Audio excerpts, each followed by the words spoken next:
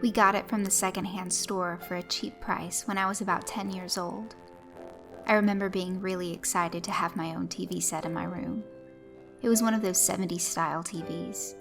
After my dad brought it upstairs and hooked it up on my desk, I spent that whole afternoon laying on my bed watching local TV, not knowing what was ahead.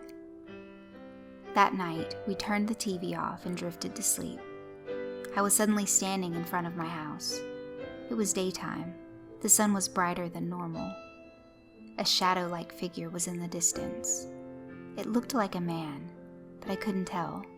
It seemed to be smiling as it started running towards me quickly. I took off, trying to get away. The shadow got closer and closer. It was about to catch me when I woke up. The TV was on full blast, which was strange because the TV was hard to turn on. You needed to pull a lever, and it wasn't easy to pull. I shut off the TV so it couldn't wake up my brother and baby sister. I drifted back to sleep. Over the past week, things got even creepier. Every time I entered the room, I felt like someone was watching me, so I tried to avoid going in there.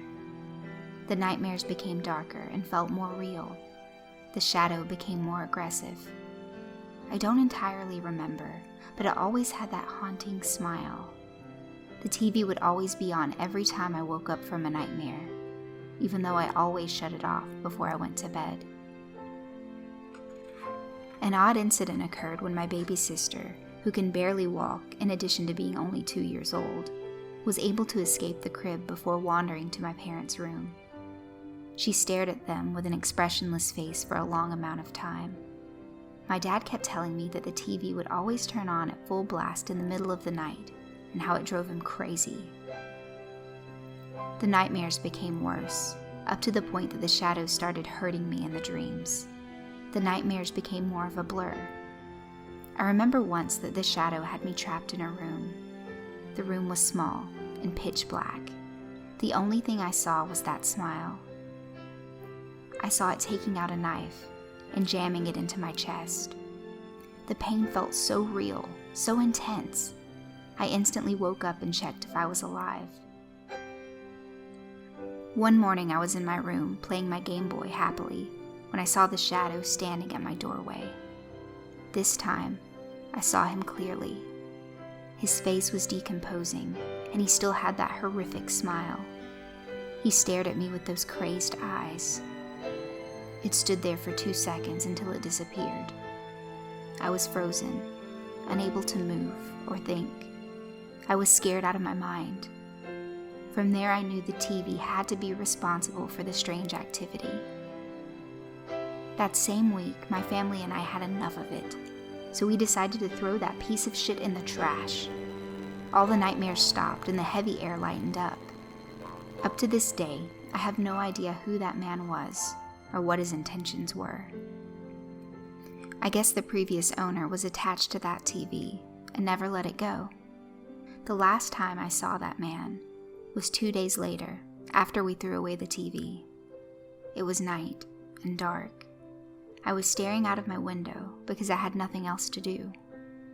He was standing in an alley beside my house, waving goodbye.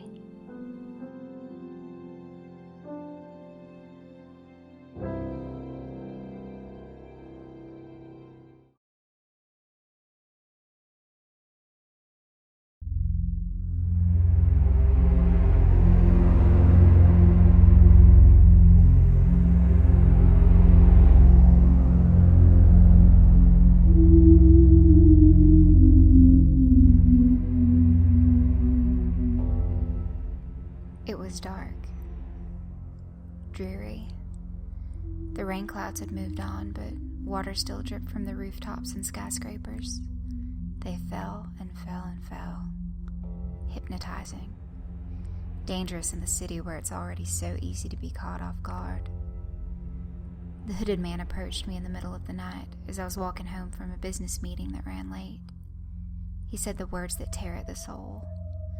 A question with infinite answers, but always a constant result.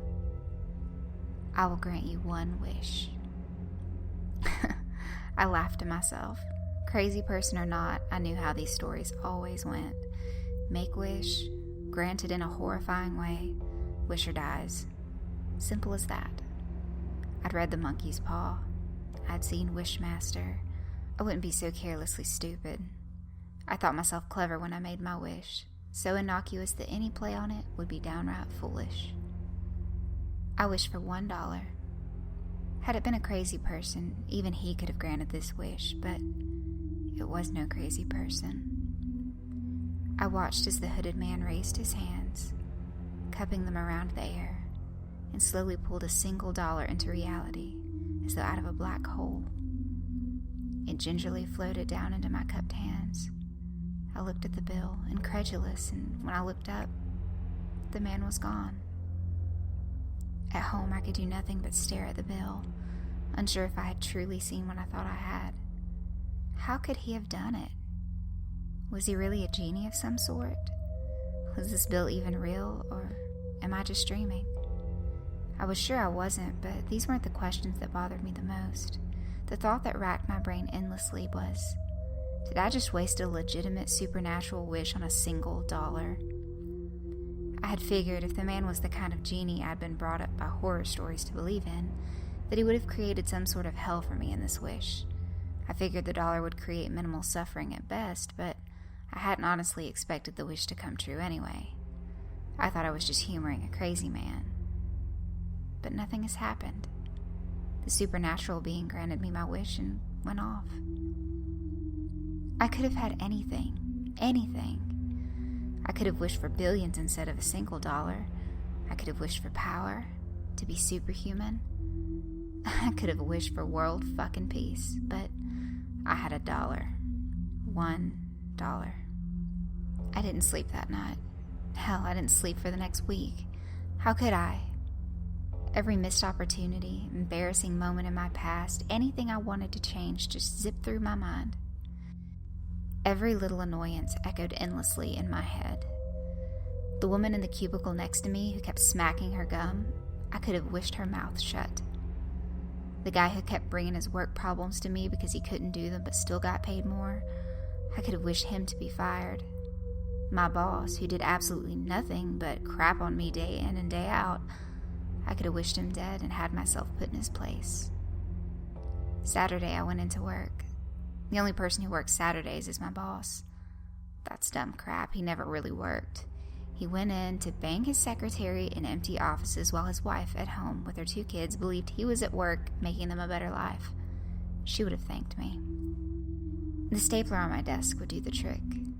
I caught the secretary coming out of my boss's office. The back end of the stapler gassed right into her temple. She was out cold. My boss, still buttoning his pants up, tried the old trick of yelling at me and telling me I was fired to get me to stop advancing, but I could see the fear in his eyes. He couldn't even work his zipper right. I pushed him onto the desk, grabbed the fountain pen off his desk, and stabbed him in both of his eyes. This time, not so quick as a bash to the head. As he writhed on the desk, I took my rightful seat at his desk. This is what my wish should have been, I thought. This was the happiest I'd been all week. It could have been the happiest I'd ever been, as far as I could remember. Someone must have heard the screaming on one of the lower floors. We were at the top of 16 stories. Maybe it was someone else's boss screwing a secretary too, who heard us. Someone who didn't have the guts to murder for a better job. Whoever it was, I knew they heard us because I could hear the faint sound of sirens outside the building on the streets below. They probably wouldn't let me keep this job after what I'd done. I went up to the roof of the building, dragging the still twitching body of my former boss. When I got to the top, I found out I was right. Cop cars littered the street. Those are what I aimed for when I tossed the body headfirst off the building. I hit one car dead on. A cop car was always where I thought that guy belonged anyway. I heard the SWAT team bust the door open leading to the roof. I pulled the dollar bill out of my pocket. My one wish. My one clever fucking wish. I tore it in half and jumped before the SWAT team could grab me. Spending life in a cell would only create more problems I couldn't wish away. As I fell toward the pavement below, I looked down. In the midst of police, no one seemed to notice a hooded man with glowing red eyes standing directly below me, arms wide as though he were about to catch me. My last thought before I showered the ground with my guts, my only clear thought the entire past week, was that the devil was far more clever than I.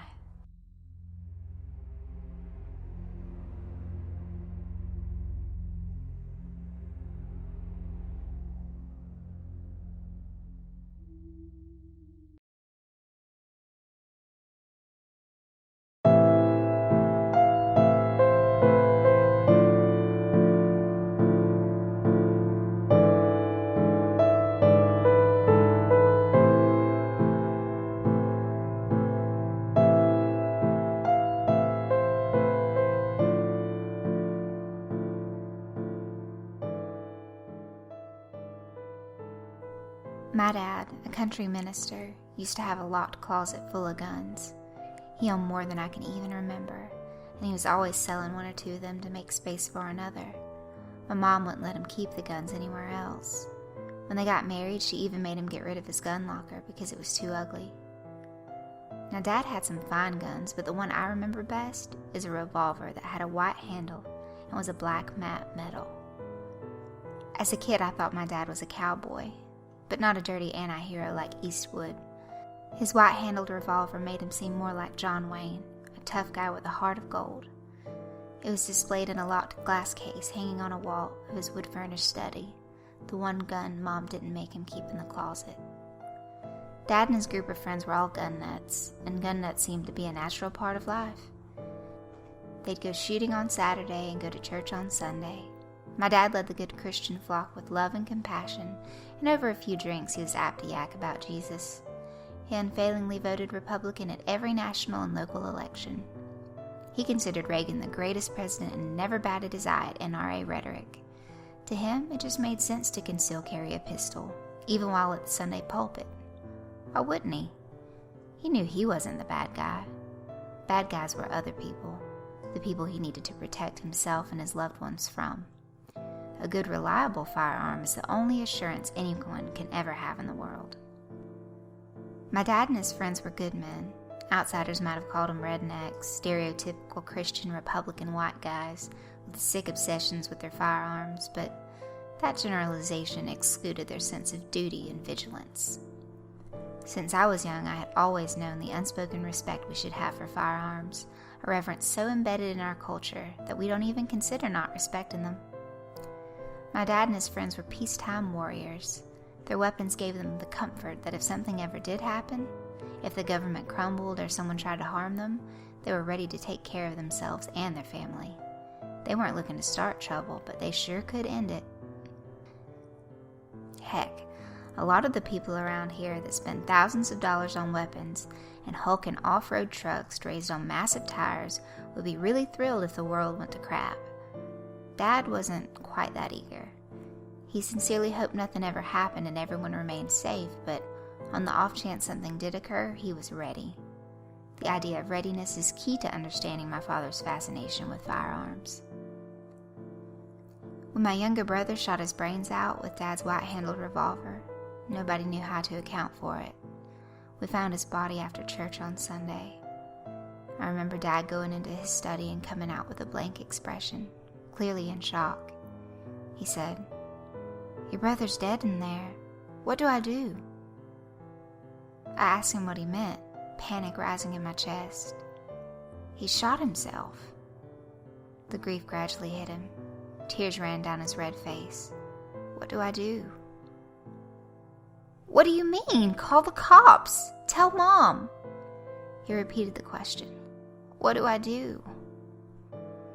It hit me that he didn't mean what do I do, as in what to do in that immediate moment, but something else. Let's just take care of this. I wiped the tears from my eyes. We'll worry about all that later. I was too much of a coward to look at my brother's corpse. Last I'd seen him was that morning, and he seemed fine. He told us he didn't feel like going to church, and we said he better go next Sunday for Jesus' sake before we left. His funeral was closed casket because he didn't have a face. None of us knew what to do because we all thought Ellis had been a happy guy. We didn't know of any dark suicidal tendencies just beneath the surface. Sure, he tended to seclude himself, but it was normal for a 17-year-old to want their privacy. He didn't get into guns like everybody else, and he was a little more liberal than we would like, but I swear to God, we loved and accepted him. I wish he'd told me he wanted to kill himself. Maybe we could have talked about it. Maybe I could have told him how much I loved him. But I didn't, and now I'm stuck missing him every day. As far as I know, Ellis's body was found on the couch in the study. He held the white-handled revolver. The glass case hadn't been broken, so he must have found the key. I remember Mom throwing out the couch and screaming at my dad to sell that gun, but Dad wouldn't.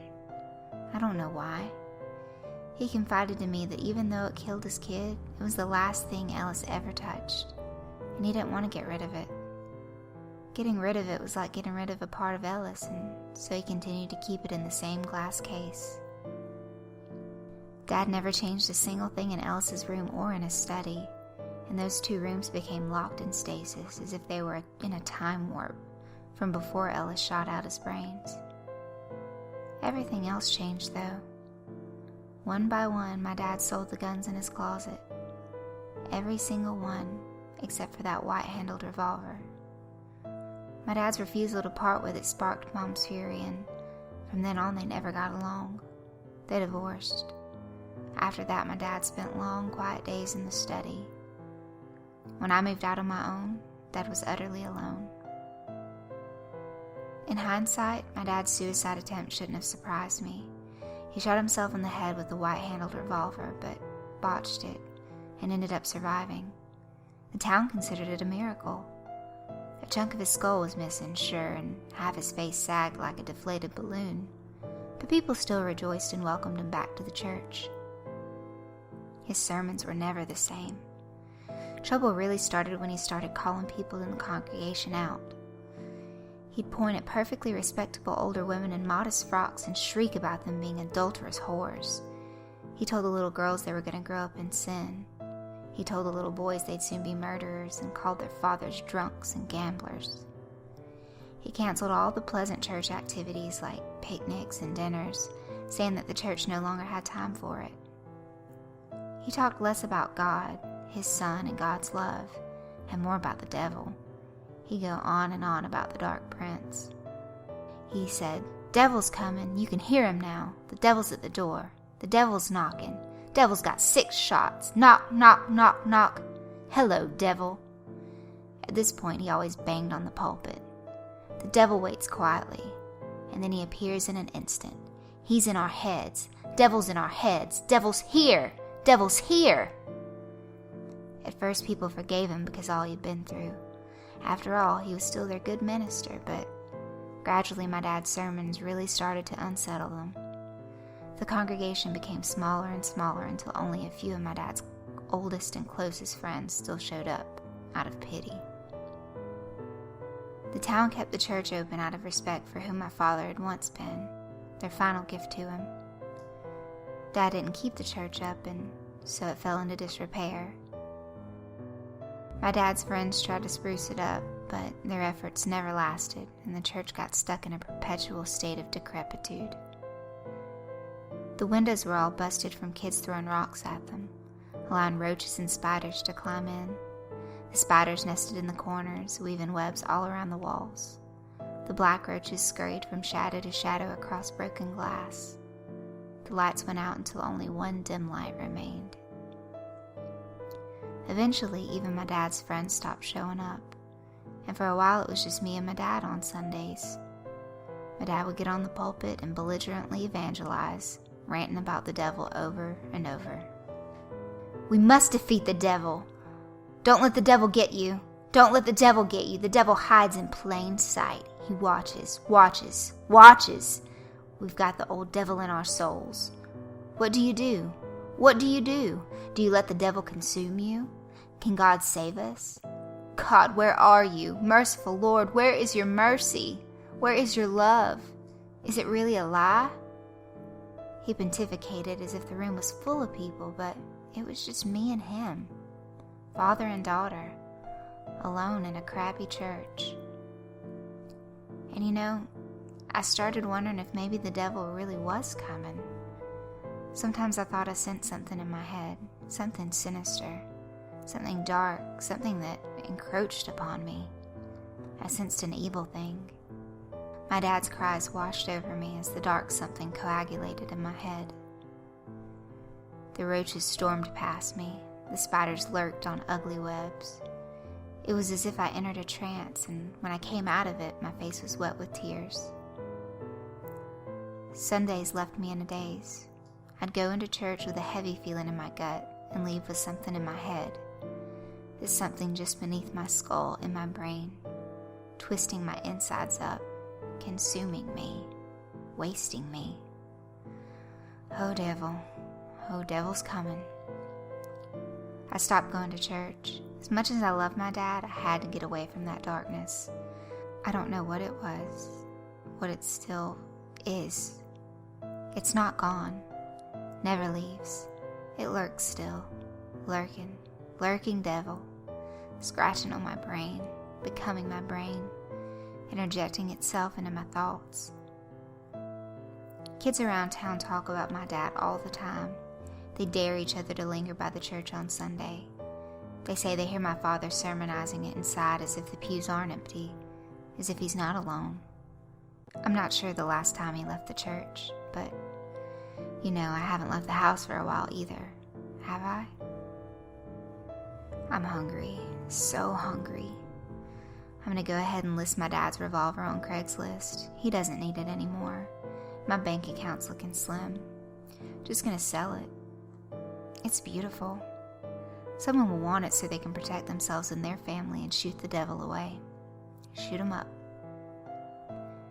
Lately I've been having some thoughts about my brother's body, but mostly about my brother's head where the bullet lodged itself. Maybe I should have looked at him for one last time. Maybe I should have picked that bullet out of his head so it had stopped speaking to his soul. I should have cracked open his skull and poked my fingers into his soft brain, stirred the organ around until I got it out. I could have saved him. Too late now. Ellis is in a casket with the devil. Got the 6-shot devil in my soul. The devil's in the gun case. The old devouring devil eats. I put the devil to my temple, listen to the whisper, and let it eat my brain.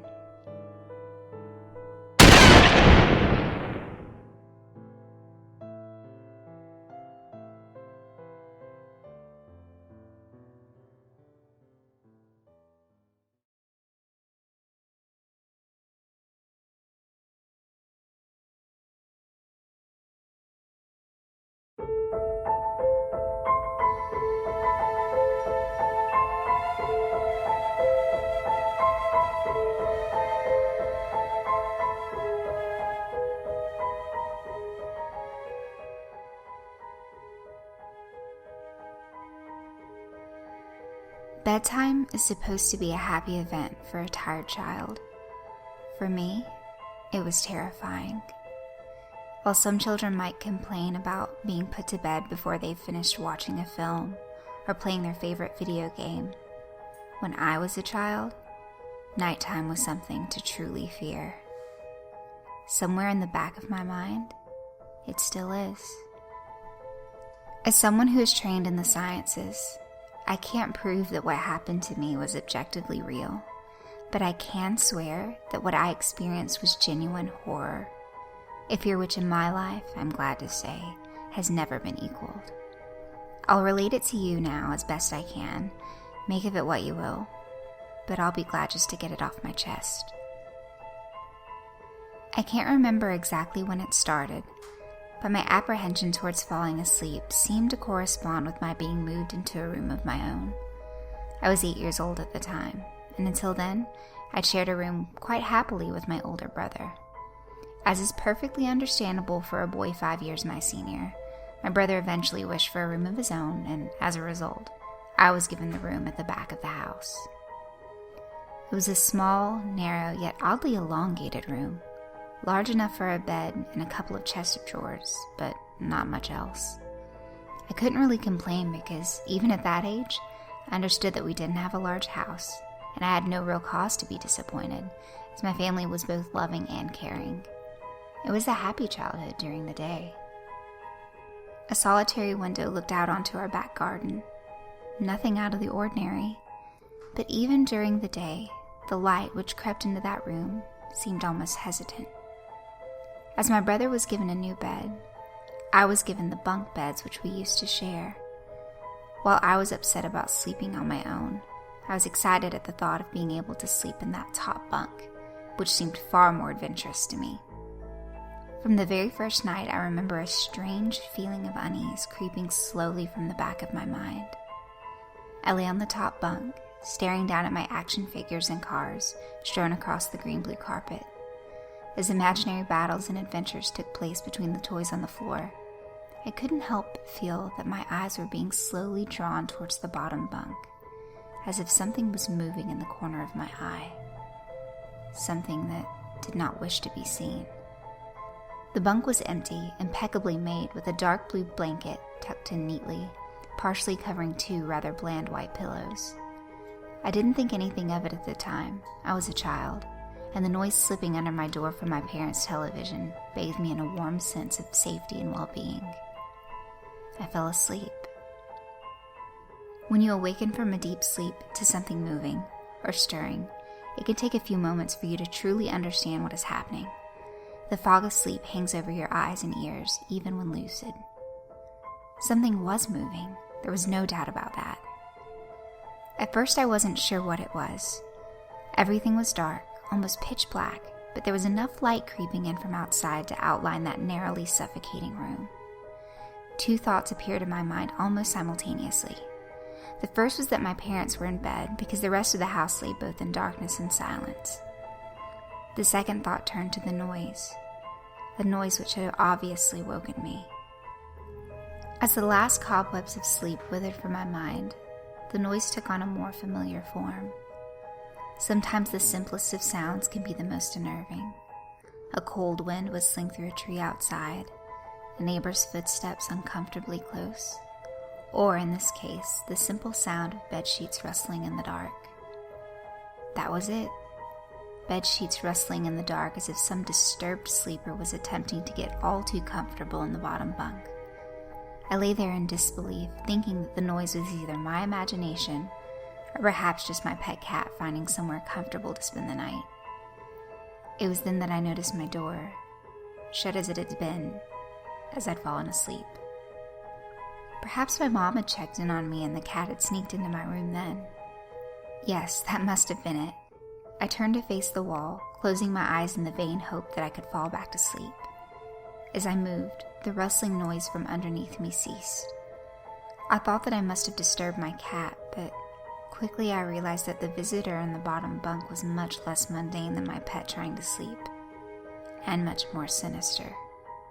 As if alerted to and disgruntled by my presence, the disturbed sleeper began to toss and turn violently, like a child having a tantrum in their bed. I could hear the sheets twist and turn with increasing ferocity. Fear then gripped me. Not like the subtle sense of unease I had experienced earlier, but now potent and terrifying. My heart raced as my eyes panicked, scanning the almost impenetrable darkness. I let out a cry. As most young kids do, I instinctively shouted on my mother. I could hear something stir on the other side of the house, but as I began to breathe a sigh of relief that my parents were coming to save me, the bunk bed suddenly started to shake violently as if gripped by an earthquake, scraping against the wall. I could hear the sheets below me thrashing around as if tormented by malice. I did not want to jump down to safety, as I feared the thing in the bottom bunk would reach out and grab me, pulling me into the darkness. So I stayed there, white knuckles clenching my own blanket like a shroud of protection. The wait seemed like an eternity. The door finally and thankfully burst open, and I lay bathed in light while the bottom bunk, the resting place of my unwanted visitor, lay empty and peaceful. I cried and my mother consoled me. Tears of fear, followed by relief, streamed down my face. Yet, through all the horror and relief, I did not tell her why I was so upset. I can't explain it, but it was as though whatever had been in that bunk would return if I even so much spoke of it, or uttered a single syllable of its existence. Whether that was the truth, I don't know, but as a child, I felt as if that unseen menace remained close, listening. My mother lay in the empty bunk, promising to stay there until morning. Eventually, my anxiety diminished. Tiredness pushed me back towards sleep, but I remained restless, waking several times momentarily to the sound of rustling bed sheets. I remember the next day wanting to go anywhere, be anywhere, but in that narrow, suffocating room. It was a Saturday, and I played outside, quite happily with my friends. Although our house was not large, we were lucky to have a good, long, sloping garden in the back. We played there often, as much as if it was overgrown and we could hide in the bushes, climb in the huge sycamore tree which towered above all else, and easily imagine ourselves in the throes of a grand adventure in some untamed, exotic land. As fun as it all was, occasionally my eye would turn to that small window. Ordinary, slight, and innocuous.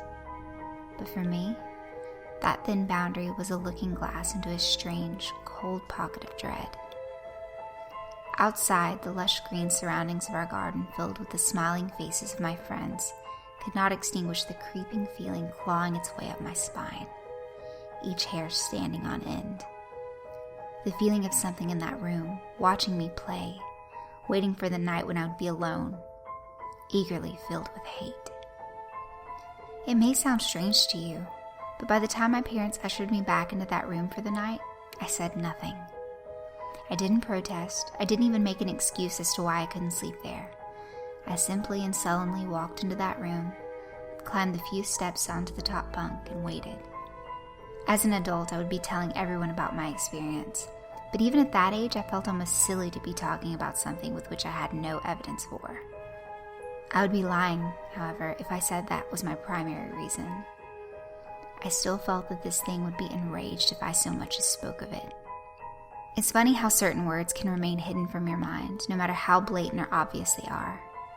One word came to me that second night, lying there in the darkness alone, frightened, aware of a rotten change in the atmosphere, a thickening of the air, as if something had displaced it. As I heard the first casual twist of the bedsheets below, the first anxious increase in my heartbeat at the realization that something was once again in the bottom bunk. That word, a word which had been sent into exile, filtered up through my consciousness, breaking free of all repression, gasping for air, screaming, etching, and carving itself into my mind. Ghost. As this thought came to me, I noticed that my unwelcome visitor had ceased moving. The bedsheets lay calm and dormant, but they had been replaced by something far more hideous. A slow, rhythmic, rasping breath heaved and escaped from the thing below. I could imagine its chest rising and falling with each sordid wheezing and garbled breath. I shuddered and hoped beyond all hope that it would leave without occurrence. The house lay, as it had the previous night, in a thick blanket of darkness. Silence prevailed, all but for the perverted breath of my as yet unseen bunkmate. I lay there terrified. I just wanted this thing to go, to leave me alone. What did it want? Then something unmistakably chilling transpired. It moved. It moved in a way different from before. When it threw itself around in the bottom bunk, it seemed unrestrained, without purpose, almost animalistic. This movement, however, was driven by awareness, with purpose, with a goal in mind. For that thing lying there in the darkness, that thing which seemed intent on terrorizing a young kid, calmly and nonchalantly sat up. Its labored breathing had become louder, as now only a mattress and a few flimsy wooden slats separated my body from the unearthly breath below. I lay there, my eyes filled with tears. A fear which mere words cannot relate to you or anyone else coursed through my veins. I would not have believed that this fear could have been heightened, but I was so wrong. I imagined what this thing would look like, sitting there listening from below my mattress, hoping to catch the slightest hint that I was awake. Imagination then turned into an unnerving reality. It began to touch the wooden slats which my mattress sat on. It seemed to caress them carefully, running what I imagined to be fingers and hands across the surface of the wood. Then, with great force, it prodded angrily between two slats into the mattress. Even through the padding, it felt as though someone had viciously stuck their fingers into my side. I let out an almighty cry, and the wheezing, shaking, and moving thing in the bunk below replied in kind by violently vibrating the bunk as it had done the night before. Small flakes of paint powdered onto my blanket from the wall as the frame of the bed scraped along it, backwards and forwards. Once again, I was bathed in light, and there stood my mother, loving, caring as she always was, with a comforting hug and calming words which eventually subdued my hysteria. Of course, she asked what was wrong, but I couldn't say. I dared not say.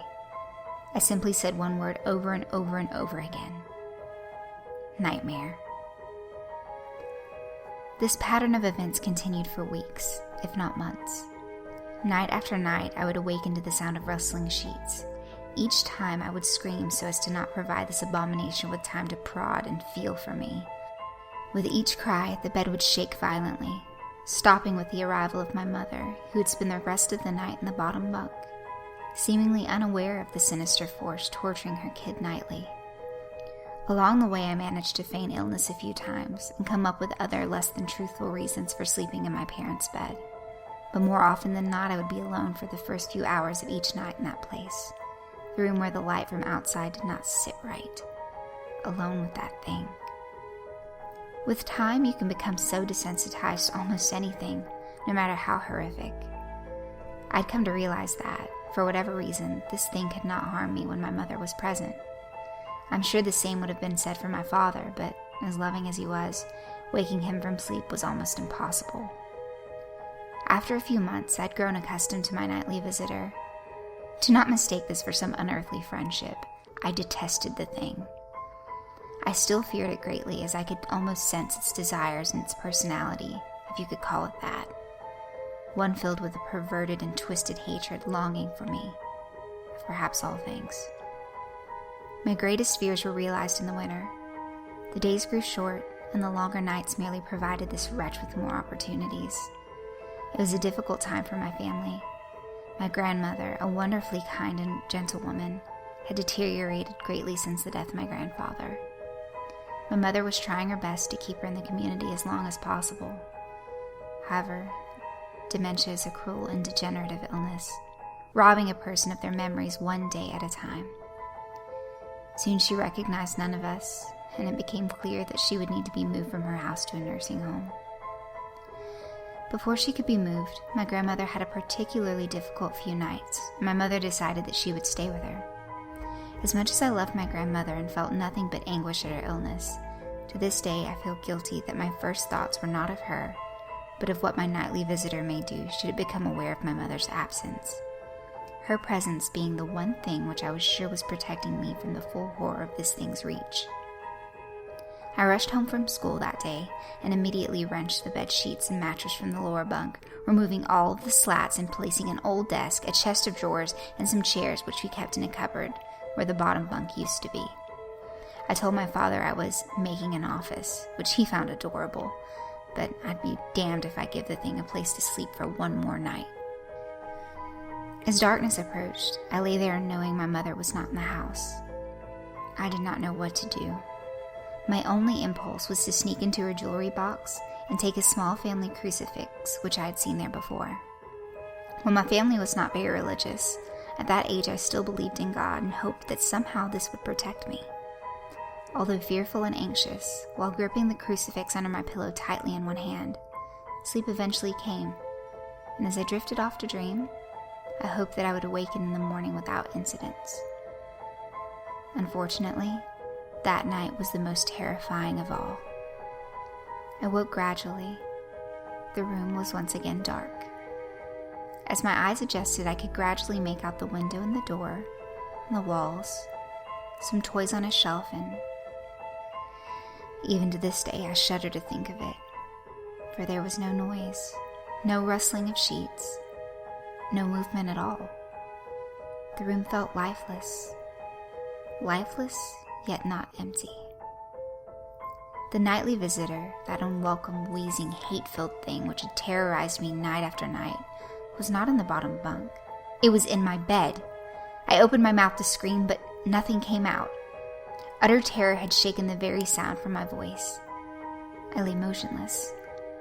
If I could not scream, I did not want to let it know I was awake. I had not seen it. I could only feel it.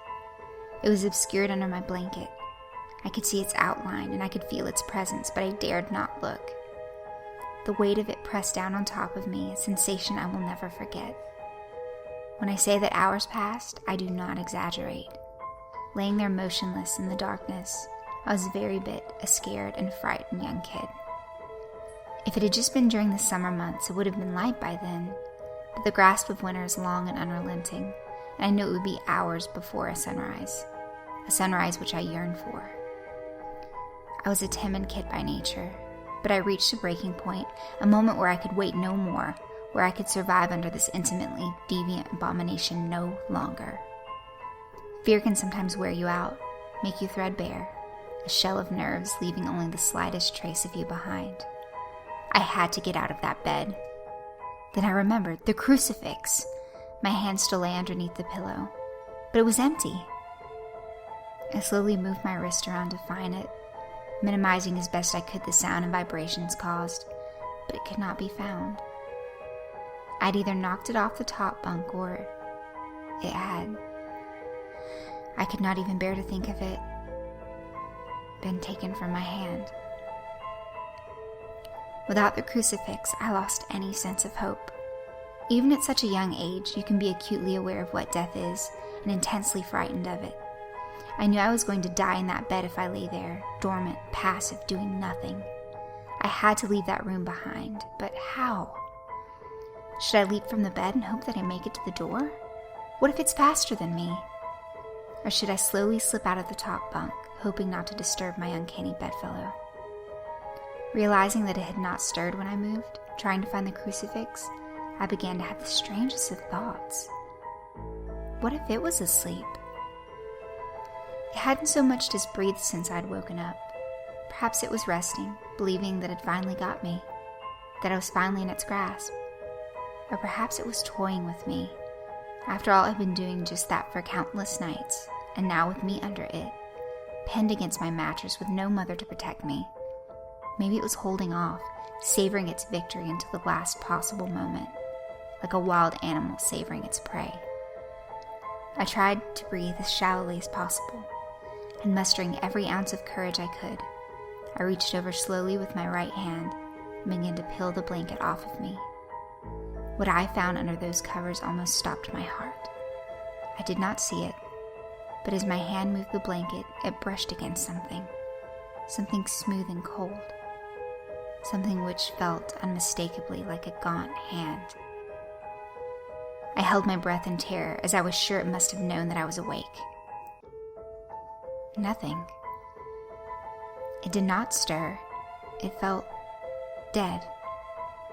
After a few moments, I placed my hand carefully further down the blanket and felt a thin, poorly formed forearm. My confidence and almost twisted sense of curiosity grew as I moved down further to a disproportionately large bicep muscle. The arm was outstretched, lying across my chest, with the hand resting on my left shoulder, as if it had grabbed me in my sleep. I realized that I would have to move this cadaverous appendage if I even so much as hoped to escape its grasp. For some reason, the feeling of torn, ragged clothing on the shoulder of this nighttime invader stopped me in my tracks. Fear once again swelled in my stomach and in my chest as I recoiled my hand in disgust at the touch of straggled, oily hair. I could not bring myself to touch its face, although I wondered to this very day what it would have felt like. Dear God, it moved. It moved. It was subtle, but its grip on my shoulder and across my body strengthened. No tears came, but God, no. I wanted to cry. As its hand and arm slowly coiled around me, my right leg brushed along the cool wall which the bed lay against. Of all that had happened to me in that room, this was the strangest. I realized that this clutching, rancid thing which drew great delight from violating a young kid's bed was not entirely on top of me. It was sticking out from the wall, like a spider striking from its lair. Suddenly its grip moved from a slow tightening to a sudden squeeze. It pulled and clawed at my clothes as if frightened that the opportunity would soon pass. I fought against it, but its emaciated arm was too strong for me. Its head rose up, writhing and contorting under the blanket. I now realized where it was taking me. Into the wall. I fought for my dear life. I cried, and suddenly my voice returned to me, yelling, screaming. But no one came. Then I realized why it was so eager to suddenly strike, why this thing had to have me now. Through my window, that window which seemed to represent so much malice from outside, streaked hope. The first rays of sunshine. I struggled further, knowing that if I could just hold on, it would soon be gone. As I fought for my life, the unearthly parasite shifted, slowly pulling itself up my chest, its head now poking out from under the blanket, wheezing, coughing, rasping. I do not remember its features. I simply remember its breath against my face, foul and as cold as ice. As the sun broke over the horizon, that dark place, that suffocating room of contempt, was washed, bathed in sunlight. I passed out as its scrawny fingers encircled my neck, squeezing the very life from me. I awoke to my father offering to make me some breakfast, a wonderful sight indeed. I had survived the most horrible experience of my life until then, and now. I moved the bed away from the wall, leaving behind the furniture I had believed would stop that thing from taking a bed. Little did I think that it would try to take mine, and me. Weeks passed without incidents. Yet on one cold, frost-bitten night, I awoke to the sound of the furniture where the bunk beds used to be, vibrating violently. In a moment it passed. I lay there sure I could hear a distant wheezing coming from deep within the wall, finally fading into the distance. I've never told anyone this story before. To this day, I still break out in a cold sweat at the sound of bedsheets rustling in the night, or a wheeze brought on by a common cold. And I certainly never sleep with my bed against a wall. Call it superstition if you will, but as I said, I can't discount conventional explanations such as sleep paralysis, hallucination, or that of an overactive imagination. But what I can say is this. The following year, I was given a large room on the other side of the house, and my parents took that strangely suffocating, elongated place as their bedroom. They said they didn't need a large room, just one big enough for a bed and a few things. They lasted 10 days. We moved on the 11th.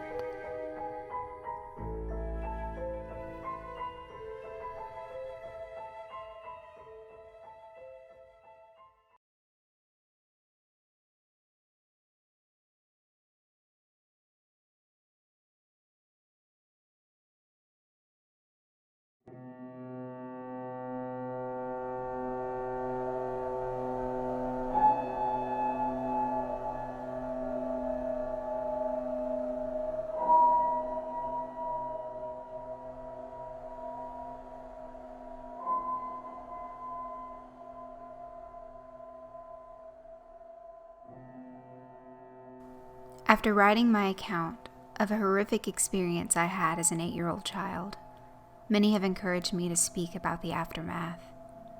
I've been hesitant to do so, as I have felt unsettled since I broke my silence. Sleep has not come easy to me these last few nights. My skepticism, however, remains resilient, and as such I will tell of what I experienced in the other room. This won't be as long, as what occurred only took place over a few days, but that was more than enough for me. If you recall, after that unwelcome nightly visitor left me, I was moved into another bedroom a year later. This room was much larger than the previous one and had a warm and welcoming atmosphere to it. Some places feel bad. The room before felt foul, but this one did not. Thankfully, I was given a normal bed. The previous one was taken apart and thrown out. A welcome sight, I might add. I loved my new room. I enjoyed the space for all of my toys. I was happy that the place was large enough to have my friends drop by. but most of all, I was relieved to just be out of that uneasy, foreboding part of the house. On the first night, I slept more soundly than I had done for a long, long time. Of course, I still moved my bed several feet from the wall. I told my mother that myself and my friends liked to use the gap between the bed and the wall as a hiding place when we were playing. I awoke the next day feeling refreshed and relaxed. As I lay there watching some of my favorite cartoons on a small portable television, I noticed something odd. An old dark brown armchair, which had always been there, sat at the foot of my bed, large and looming. It was frayed and worn, having been given to us as part of a suite by my cousin, but it had been used many times even by then. The chair itself was not unusual, but what unsettled me was that I could have sworn that before I had went to sleep, the chair had been facing away from the bed. Now, in the cold light of day, the chair was facing me. I assumed one of my parents had moved it while I slept, probably looking for something which had been left there before we switched rooms. The second night was not as restful. It was around 11 p.m., and I could hear my parents' television from the other side of the house. The room was largely in darkness, the only illumination an orange hue drifting through my window from the streetlights outside. I lay there content until I heard something quiet, yet unmistakable. At first I thought it was the sound of my own breath exhaling and inhaling as I rested, but when I stopped for a moment, the quiet, almost inaudible sound of someone else in the room, breathing in and out, did not cease. It continued, rhythmically and without pause. I lay there in the darkness, but while I was still recovering from the terror instilled in me from my experience in my previous bedroom, I was not entirely afraid. The breathing was so distant and unlike the wheezing I had heard during my encounter with that thing in the wall that I remained calm, and even at that early age I believed that it was so subtle that it was probably my imagination playing tricks on me. Still, I took no chances. I stepped out of bed, walked across the room, and turned the light on. The sound had gone. I stared at that old worn armchair facing the foot of my bed, which was within reaching distance of where I slept, and turned it around to face the other way. I had no real reason to do so, but something about it sitting there filled me with dread. The third night I was not so fearless. Again I awoke in darkness. Lying on my back, I stared up at the ceiling, which seemed to happily absorb the dim orange light from the street. The tree outside my window swayed in a calm breeze, casting a strange collection of improbable moving shadows across the room. I could hear nothing but the long and distant hum of the city's night traffic. Just as I began to drift back into sleep, I heard it. A creak from the bottom of my bed, as if something had moved, or shifted its weight on the floor. I raised my head, peering through the darkness, but saw nothing strange. Everything sat as it had done throughout the day. Nothing was out of place. I cast my gaze across the room. Some comics on the floor, a few boxes which had still to be unpacked, the armchair unmoved, still facing away from the bottom of my bed. There was nothing sinister here. I was now fully awake, glancing over at my television, considering whether or not to enjoy some late-night TV. I'd have to keep the volume low, of course, as my older brother would hear it in the next room and no doubt tell me to switch it off. Just as I sat up fully in bed, I heard it again. A low creak, accompanied by a sound. The sound of the slightest of movements. I looked again at the room. The dim orange shadows cast by the leaves hanging by my window now took on a more menacing form. I still saw no reason to be afraid. I stared at the chair at the end of my bed and saw nothing unusual about it. It's quite common for the mind to take a moment to fully come to terms with what it is seeing. It takes time to put the full horror of what is in front of you together into a moment of cold, bitter realization.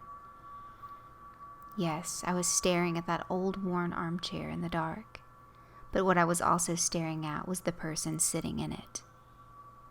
In the dim light, I could only see the outline of the back of its head, the rest obscured by the spine of the chair. I sat motionless, staring, praying, hoping that my eyes were being misled by their surroundings. The slow creak of movement as it shifted in its battered throne chilled me to my very core. This was no mere trick of the dark. Then it shifted onto its right side. I knew what it was doing. It was turning to look at me. It was difficult to make out, for even in that room it seemed darker than everything around it. I saw what looked like a collection of long fingers slip over the crest of the chair, and then another. The room was silent but for the sound of this thing shuffling in its seat and the crash of my racing heart. At first I could only make out the outline of its forehead, and then it began to rise up, revealing 2 pinpoints of light in the dark recesses of its deeply set eye sockets. It was staring at me. I screamed, and within a moment my brother and mother came into the room, switching the light on, asking if I'd had another bad dream. I sat speechless, barely acknowledging them, staring intently at the now empty armchair. I was only in that room for another few days before we suddenly moved. I saw nothing for the remaining nights, except for my last sleep in that room where I awoke to the warm air of something breathing into my ear. I jumped out of bed, turning the light on. The slow rhythmic breath of something unseen remained, louder than before. I spent the rest of that night on the couch in the living room. 2 years later, I slept soundly in my bed, in our new house. There had been no other incidences, and I was sure I had left behind whatever strangeness had plagued me in that little average suburban home. I was, however, left one parting gift. My tormentors, and, in my opinion, the watcher in that armchair was a different entity to the thing in the elongated room, had one last surprise in store for me. Like an animal claiming its territory, I was not entirely out of their grasp. For one last terrifying moment, I felt the presence of those things. I lay there sound asleep, 2 years since those horrifying experiences. I was in the throes of a nightmare and suddenly, happily found myself awake, safe and sound in my bed. The room was darker than usual. I breathed a sigh of relief as one does when waking from a nightmare. But the room was so dark. I could see nothing at all, as if something had snuffed out the light. I chuckled to myself, realizing that I must have pulled my blanket up and over my face while sleeping. The cotton blanket felt cool against me, but the air was a little too warm, almost stifling. Just as I was about to remove the blanket for some air, I heard it. For the last time, I heard it. The rhythmic breathing of the watcher at the end of my bed. Fear gripped me, followed by anger and despair. Why could I not be left alone? I then did something most peculiar. I decided to speak to it. Perhaps this thing did not mean to harm me. Perhaps it was unaware of the terror it had caused. Surely a young boy deserved some mercy. As the breathing grew louder and closer, I began to cry. I could feel its presence on the other side of the blanket, its breath hanging over me like a stagnant wind. Through the tears, I uttered 2 words, words which surely would put an end to all of this. Please stop. The breathing began to change. It became more animated, quicker somehow. I could hear something shuffling next to me, standing close by. The breathing then moved, first back to the foot of my bed, and then slowly across the room, through the door, into the hallway, and then gone. Half crying, half elated, I lay in the still darkness, my face still covered by the blanket. You may consider this a victory of some sort, but I do not. If those things were real, I know beyond a shadow of a doubt that their intentions were not misconstrued. They were twisted, filled with malice. I would normally never use such a word to describe anything, but it's as close to evil as I hope I ever come. How do I know that? I'll tell you how. Moments after that thing seemed to have left the house, something pressed forcefully down on top of me, pushing the blanket with great strength against my face. I could feel a large hand with long, thin fingers wrapping the covers around my skull, its nails imprinted upon me like razor-sharp ridges. I managed to slide down into the gap between the bed and the wall, quickly making my escape, clamoring and screaming out of my room, waking my family. Make no mistake, that thing in the darkness tried to smother me to death.